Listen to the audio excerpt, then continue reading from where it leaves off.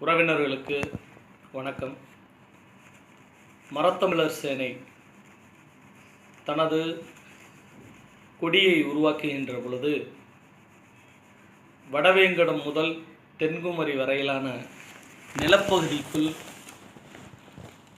அரசாட்சி நடத்தி வந்த மூவேந்தர்கள் பயன்படுத்திய லட்சணையோடு தன்னுடைய கொடியை வடிவமைத்து கொண்டது.